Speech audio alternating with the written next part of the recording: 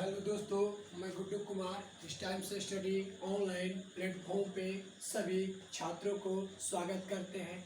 तो आइए दोस्तों, आज हम लोग क्लास 10th का नागरिक शास्त्र पढ़ते हैं, जो अध्याय का नाम है लोकतंत्र में प्रतिस्पर्धा एवं संघर्ष। जो आज अध्याय पढ़ रहे हैं उस अध्याय का नाम है लोकतंत्र में प्रतिस्पर्धा एवं संघर्ष। और इस अध्याय जो लेसन 3 है, क्लास 10th का दोस्तों लेसन 3 है, और पार्ट ये बना रहे हैं आज इसका चौथा। लोकतंत्र में प्रतिस्पर्धा और संघर्ष का जो ये पार्ट बना रहे हैं, यह चौथा पार्ट है। इसमें आज हम लोग जानेंगे पड़ोसी देशों में जन संघर्ष एवं आंदोलन। इससे पहले जो पढ़े थे वो अपने देश में हुए आंदोलन यानी जन संघर्ष के बारे में पढ़े थे, लेकिन आज इस वीडियो में हम लोग पढ़ेंगे कि पड़ोसी देशों में जन संघर्ष एवं आंदोलन। जैसे पड़ोसी देशों की पढ़ना है, नेपाल के बारे में पढ़ना है, बांग्लादेश के बारे में पढ़ना है, उसके बाद श्रीलंका के बारे में पढ़ना है, बोल्विया के बारे में पढ़ना है। यही पड़ोसी देश कि जो कि 10th क्लास में दिया है, 4 उदाहरण दिया है पड़ोसी देश, उन्हीं चारों देशों में जन संघर्ष के बारे में पढ़ना है। तो सबसे पहला टॉपिक लिखे हैं कि पड़ोसी देशों में जन संघर्ष एवं आंदोलन, यानी कि सबसे पहला हम लोग जानेंगे कि नेपाल में, सबसे पहले जानेंगे कि नेपाल में लोकतंत्र के लिए आंदोलन क्यों होता है नेपाल में। तो आइए जानने का प्रयास करते हैं कि नेपाल में लोकतांत्रिक आंदोलन कब हुआ और क्यों हुआ था। तो बात है कि नेपाल में लोकतांत्रिक आंदोलन कब हुआ। ये जो नेपाल है, नेपाल आप लोग देखेंगे कि जो भारतीय नक्शा है हम लोग का, ये जो यहाँ पर जो नेपाल दिखाया गया है, अच्छा से आप लोग नक्शे को बना लीजिएगा।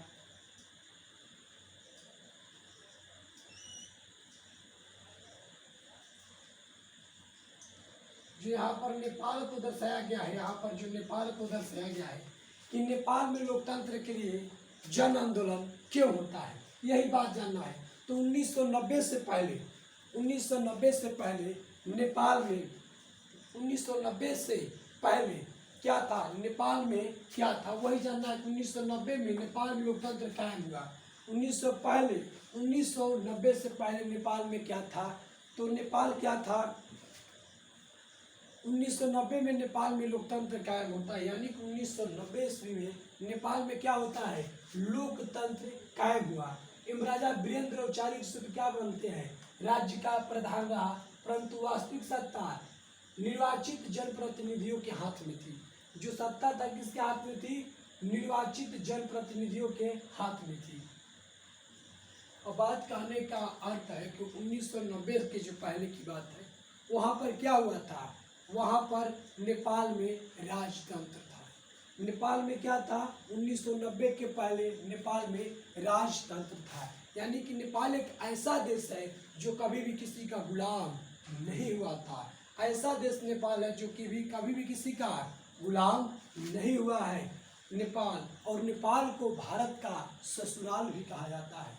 अब भारत का बोलेगा कि नेपाल को ससुराल क्यों कहा जाता है, क्योंकि श्री रामचंद्र का शादी कहाँ हुआ था, नेपाल में। क्योंकि जनक नंदनी यानी माता सीता कहाँ की रहने वाली थी, तो नेपाल की रहने वाली थी। तो हमारे जो पुरुषोत्तम श्री रामचंद्र जी थे, अयोध्या के रहने वाले थे, और उनका शादी कहाँ हुआ था, तो नेपाल में हुआ था। इसलिए भारत के इसे क्या कहा जाता है, ससुराल कहा जाता है। नेपाल एक ऐसा देश है जो कभी भी किसी का गुलाम नहीं हुआ। नेपाल में सिर्फ हिंदू रहते थे। मैं पूछता है कि एक ऐसा देश जहाँ पर सिर्फ हिंदू रहते हैं, वो कौन था, नेपाल। लेकिन 1990 से पहले नेपाल में क्या था, लोकतंत्र नहीं था, वहाँ पर राजतंत्र था। लेकिन 1990 में क्या होता है, वहाँ पर लोकतंत्र की स्थापना हो जाता है, यानी कि 1990 में वहाँ पर लोकतंत्र क्या हो जाता है, कायम हो जाता है। और राजा वीरेंद्र औपचारिक रूप से राजा प्रधान रहा,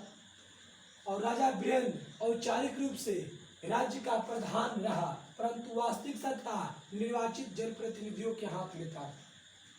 इसका कहने का अर्थ है बच्चों, 1990 के पहले जो नेपाल था वहाँ पर क्या था, वहाँ पर राजतंत्र था। लेकिन 1990 में, 90 के बाद वहाँ पर लोकतंत्र कायम हो जाता है। और वहाँ के जो व्यक्ति थे अब बोलते हैं कि यहाँ पर क्या रहेगा, अब लोकतंत्र होगा। और राजा से बोलते हैं कि हम लोग को भी क्या चाहिए, लोकतंत्र चाहिए। तो जो वहाँ के राजा थे बोलते हैं ठीक है, आप लोगों का जो मन सो कीजिए। आप लोगों का मन है कि लोकतंत्र रहेगा, जनप्रतिनिधि का चुनाव होगा, तो आप लोग चुनाव करा लीजिए। तो वहाँ पर राजा जो वीरेंद्र थे आदेश दे देते हैं जनता को कि आप लोग चुनाव कीजिए, आप लोग जनप्रतिनिधि को चुनकर लाइए, लेकिन मेरा भी एक शर्त है, यहाँ पर सब होगा, लोकतंत्र भी होगा, चुनाव भी होगा, जनप्रतिनिधि भी चुने जाएंगे, प्रधानमंत्री भी होंगे, लेकिन हम राजा हम ही रहेंगे।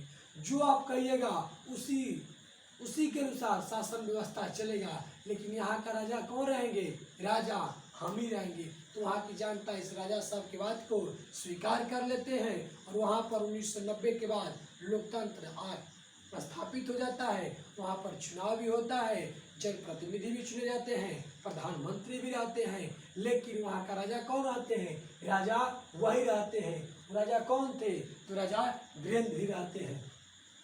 लेकिन औपचारिक रूप से शक्ति किसके हाथों में चला जाता है, औपचारिक रूप से शक्ति वहाँ के जनप्रतिनिधियों के हाथ में चला जाता है। लेकिन राजा कौन रहते हैं, राजा रहते हैं वही राजा वीरेंद्र रहते हैं। लेकिन आगे चलकर 2001 ईस्वी में उनके ही घर के एक सदस्य ने, यानी कि राजा वीरेंद्र के ही एक घर के सदस्य ने इनको 2001 में क्या कर देते हैं, हत्या कर देते हैं। यानी कि इनकी हत्या कर इस गद्दी पर कौन बैठ जाते हैं, ज्ञानेंद्र बैठ जाते हैं। यानी कि 2001 में राजा वीरेंद्र की हत्या कर राजा कौन बन जाते हैं, ज्ञानेंद्र बन जाते हैं। यानी कि इनके ही घर के एक व्यक्ति ने इनको हत्या कर देते हैं और गद्दी पर बैठ जाते हैं। और गद्दी पर बैठने के बाद बोलते हैं वहाँ के जनता से कि नेपाल में पहले राजतंत्र था, आज भी राजतंत्र रहेगा, आज भी राजतंत्र है और आगे भी राजतंत्र रहेगा। यानी कि इनके ही जब घर के एक व्यक्ति, वीरेंद्र राजा के घर के व्यक्ति ही इनकी हत्या कर देते हैं और गद्दी पर आसीन हो जाते हैं ज्ञानेंद्र। और आते ही बोलते हैं कि नेपाल में राजतंत्र था और आज राजतंत्र है और आगे भी राजतंत्र रहेगा। जो पहले यहाँ पर जनप्रतिनिधि का चुनाव हुआ है इसको हम नहीं मानते हैं, उसको क्या कर देते हैं, भंग कर देते हैं। और वहाँ पर पुनः क्या कर देते हैं, राजतंत्र की स्थापना कर देते हैं। 2005 में ज्ञानेंद्र लोकतंत्र भंग कर क्या कर देते हैं, राजतंत्र स्थापित कर देते हैं। और बोलते हैं कि नेपाल में कोई लोकतांत्रिक शासन व्यवस्था नहीं चलेगा, यहाँ पर जब भी चलेगा तो राजतंत्र चलेगा। क्यों भाई, क्योंकि पहले यहाँ पर क्या था, राजतंत्र था, आज भी राजतंत्र है और राजतंत्र रहेगा। लेकिन जब इतना बात करते हैं तब वहाँ पर बहुत बड़ा आंदोलन हो जाता है लोगों का। लोग वहाँ पर आंदोलन कर देते हैं, बोलते हैं कि नहीं अब राजा का नहीं चलेगा, यहाँ पर लोकतंत्र का स्थापना हुआ था तो लोकतंत्र ही रहेगा। लेकिन जो राजा बनते हैं ज्ञानेंद्र वो बोलते हैं कि नहीं यहाँ पर लोकतंत्र नहीं रहेगा, क्या रहेगा, राजतंत्र रहेगा। और दोनों व्यक्तियों के, वहाँ के राजा और वहाँ के व्यक्तियों के बीच क्या होता है, बहुत बड़ा वहाँ पर आंदोलन होता है। और इस आंदोलन में करीब करीब 5 लाख लोग व्यक्ति क्या हो जाते हैं, भाग ले लेते हैं। और 5 लाख व्यक्ति वहाँ पर मिलकर एक सप्तदलीय सरकार का गठन करते हैं। और इसमें क्या करते हैं, पूरा जोरों से आंदोलन करते हैं, पूरा जोरों से आंदोलन करते हैं। और इस आंदोलन का नतीजा यह निकल कर आता है कि 24 अप्रैल 2006 को सर्वदलीय सरकार का पुनः नेपाल में गठन हो जाता है तथा वहाँ पर पुनः लोकतंत्र की स्थापना हो जाता है तथा वहाँ पर संविधान सभा का गठन हो जाता है। उसके बाद 2006 के बाद नेपाल में क्या है, तो लोकतंत्र कायम है। उसके बाद अभी तक वहाँ पर क्या है, लोकतंत्र की स्थापना हो गया है, उसका अपना संविधान है। तो ये था बच्चों नेपाल में लोकतांत्रिक आंदोलन। अब यहाँ से क्वेश्चन कैसे पूछेगा, एग्जेक्टिव क्वेश्चन कैसे आएगा कि लोकतंत्र कायम कब हुआ था, सर्वप्रथम नेपाल में 1990 के बाद। उस समय राजा कौन थे, राजा वीरेंद्र थे। क्या थे, राजा वीरेंद्र थे। राजा वीरेंद्र की हत्या कौन कर देते हैं, उसके ही घर के एक सदस्य कर देते हैं। और इसके जगह पर कौन बन जाते हैं, राजा, राजा ज्ञानेंद्र बन जाते हैं। तो ये याद रखना है। सर्वप्रथम नेपाल के राजा कौन थे, सर्वप्रथम पूछेगा कि नेपाल के राजा कौन थे, वो थे वीरेंद्र। वीरेंद्र के बाद कौन आते हैं, वो आते हैं ज्ञानेंद्र। वहां पर लोकतंत्र को कब भंग कर दिया जाता है, 2005 ईस्वी में। नेपाल में पुनः लोकतंत्र की स्थापना कब होता है, तो 24 अप्रैल 2006 ईस्वी को, 2006 ईस्वी को। तो ये था नेपाल में लोकतांत्रिक आंदोलन। अब इसके आगे जानते हैं बच्चों, दूसरे पड़ोसी देशों में जन संघर्ष एवं आंदोलन की बात करते हैं।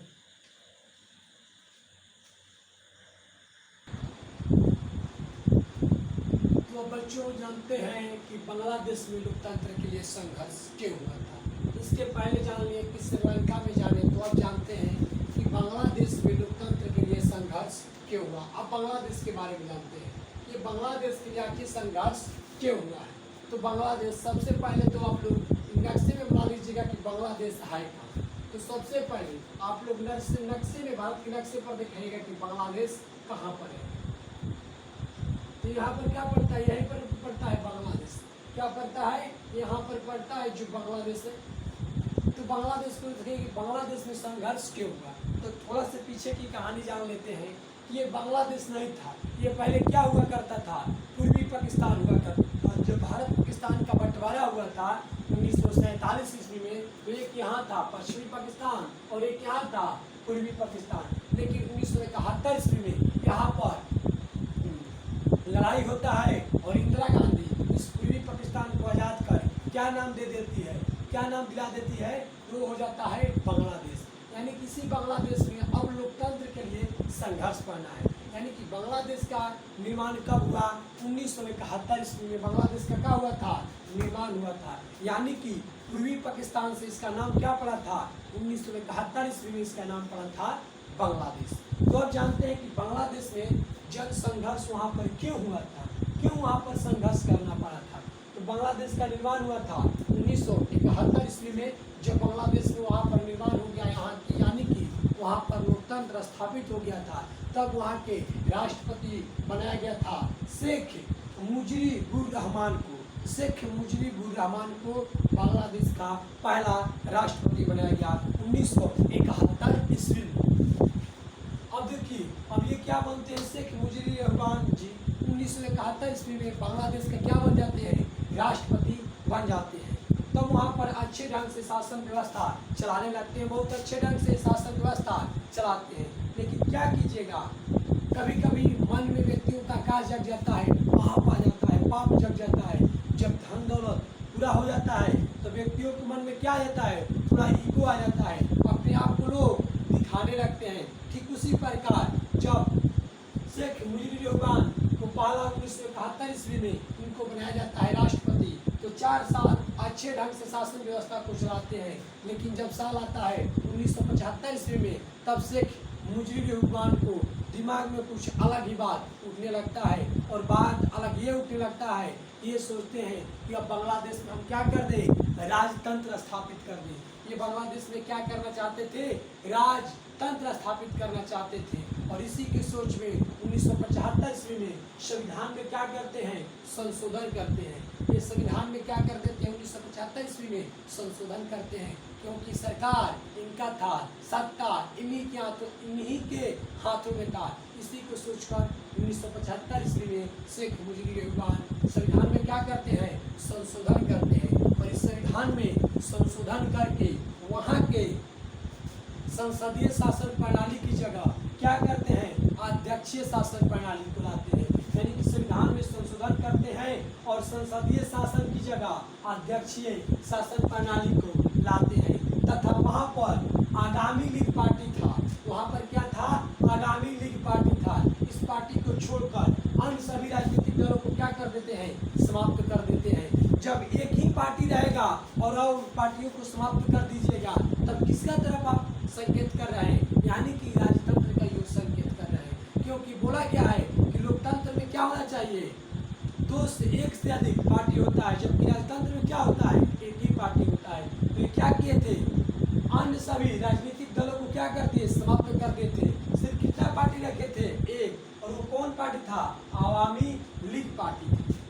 यानी कि 1975 ईस्वी में शेख मुजीबुर रहमान जी संविधान में संशोधन करते हैं और बांग्लादेश में संसदीय शासन प्रणाली को समाप्त कर अध्यक्षीय शासन प्रणाली को लाते हैं और वहाँ पर सिर्फ अवामी लीग पार्टी को रखते हैं और सभी राजनीतिक पार्टी को क्या कर देते हैं, समाप्त कर देते हैं। यानी कि एक तरह कहिए तो वहाँ पर क्या कर देते हैं, राजतंत्र की स्थापना कर देते हैं। जबकि इसके पहले था वहाँ पर का लोकतंत्र था, तो लोकतंत्र से क्या कर देते हैं, राजतंत्र की वहाँ पर स्थापना कर देते हैं।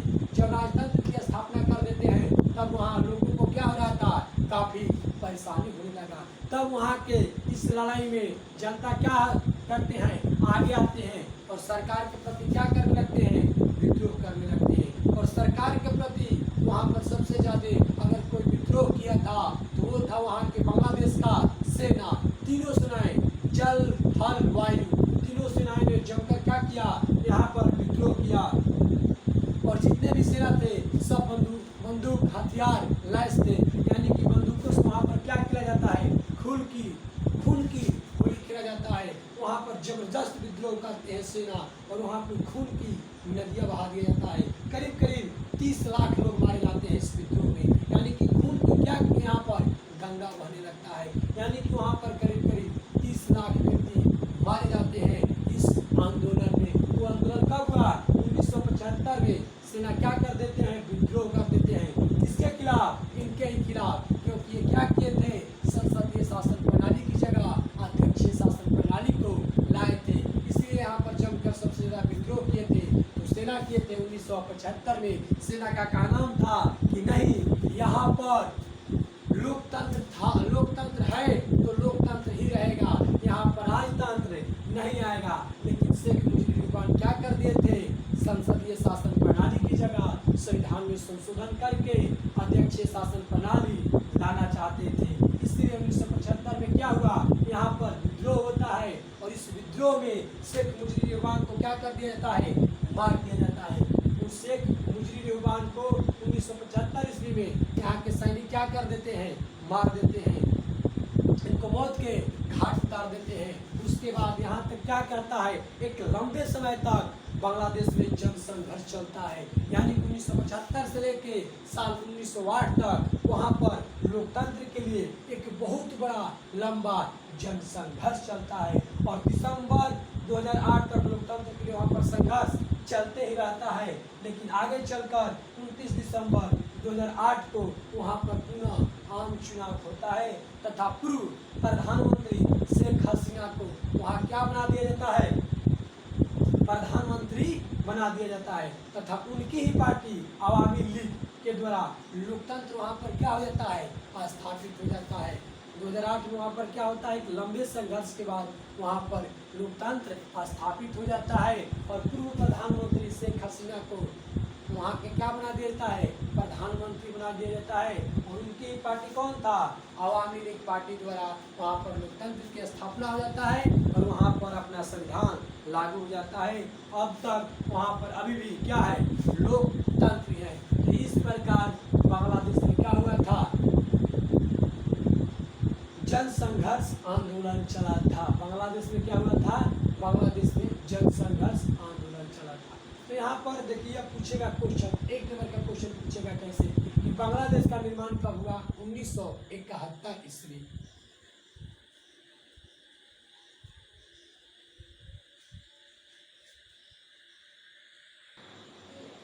अब देखिए क्वेश्चन पूछेगा कैसे कि बांग्लादेश का निर्माण कब हुआ, तो 1971 ईस्वी। बच्चों ध्यान दीजिएगा, क्वेश्चन यहाँ से पूछेगा कैसे, बांग्लादेश का निर्माण कब हुआ, 1971 ईस्वी।